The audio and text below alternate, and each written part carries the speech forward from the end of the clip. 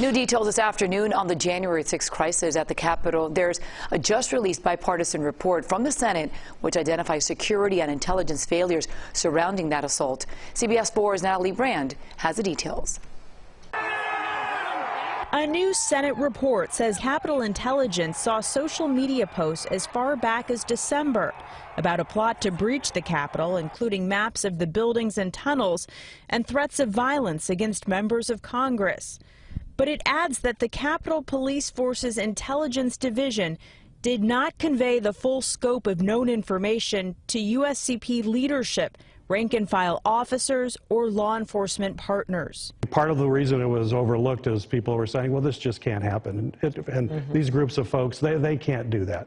Well, now we know they can. The more than 100-page document was the result of a joint investigation by the Senate Homeland Security and Rules Committees.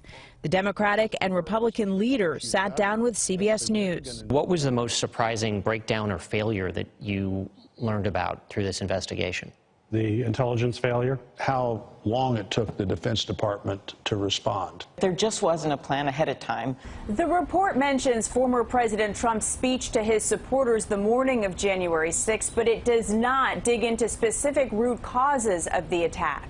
Our job was not to go back and talk about what happened in terms of the motivation. It was about, okay, once it happened, what did we do here in the Capitol, and how could this have happened? In a response, U.S. Capitol Police said in part it welcomes the analysis and agrees improvements are needed specific to intelligence analysis and dissemination. However, it insisted that at no point prior to the 6th did it receive actionable intelligence about a large-scale attack. Natalie Brand, CBS News, Washington. And the bipartisan report recommended more than 20 changes, including appointing a new police chief and giving him or her more authority to prepare for major events.